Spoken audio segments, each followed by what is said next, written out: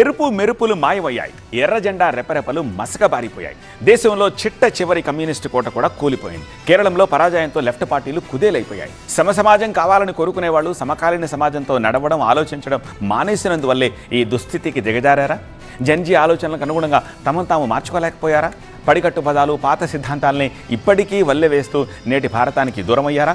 Communist పార్టీల పతనానికి కారణాలేమిటి? కేరళం కూలిపోయింది. త్రిపుర అంతకుముందే చేజారింది.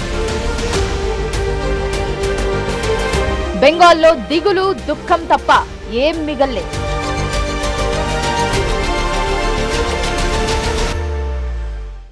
ఏవి తల్లి, నిరుడు కనిపించిన కమ్యూనిస్టు సమూహాలు అంటే కనిపించట్లేదు.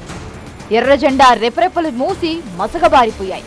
ఒకప్పుడు లెఫ్ట్ అంటే రైట్ అంటూ వాళ్ల వెనుక పరిగెత్తే లక్షలాది మంది మాయమైపోయారు. లెఫ్ట్ అంటే రైట్ కాదు, రాంగ్ అంటున్నారా జనం? అందుకేనా వామపక్షాలకు ఈ పతనం అంటే అవుననే అంటున్నారు మేధావులు.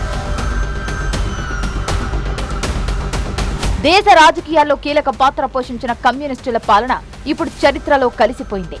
కేరళం అసెంబ్లీ ఎన్నికల్లో పినరయ్ విజయన్ నేతృత్వంలోని ఎల్డీఎఫ్ ఓటమి పాలైంది. దీంతో అర్ధ శతాబ్దం తర్వాత దేశంలో ఏ ఒక్క కమ్యూనిస్టు ముఖ్యమంత్రి కూడా లేని పరిస్థితి ఏర్పడింది. ఇది కామ్రేడ్ల రాజకీయ భవిష్యత్తును ప్రశ్నార్థకం చేసే పరిణామం అంటున్నారు విశ్లేషకులు.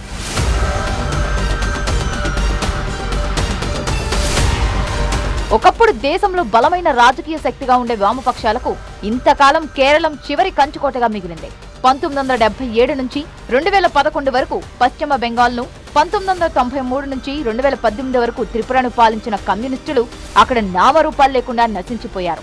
కేరళలో మాత్రం ప్రతి 5 ఏళ్లకు ఒకసారి ప్రభుత్వాలు మారే సంప్రదాయాన్ని 2021లో తిరగరాసి అధికారాన్ని నిలబెట్టుకున్న లెఫ్ట్ ఫ్రంట్ తాజా ఎన్నికల్లో మాత్రం తన ఆఖరి కోటను కోల్పోయింది. ఒకప్పుడు దేశ గతిని శాసించిన సిపిఎం, సిపిఐ పార్టీలు ఇప్పుడు తమ ఉనికిని కాపాడుకోవాల్సిన దయనీయ స్థితికి చేరుకున్నాయి. పశ్చిమ బెంగాల్ అసెంబ్లీ ఎన్నికల్లో ఒక్క సీటుతో సరిపెట్టుకుంది సిపిఎం. ప్రస్తుతం పశ్చిమ బెంగాల్, కేరళం, త్రిపుర ఈ 3 కీలక రాష్ట్రాల నుంచి వామపక్షాలకు కేవలం ఒకే ఒక్క పార్లమెంట్ సభ్యుడు మాత్రమే ఉండడం వారి రాజకీయ పతనానికి అద్దం పడుతోంది. కమ్యూనిస్టుల పతనం ఒక్క రోజులో జరిగింది కాదు.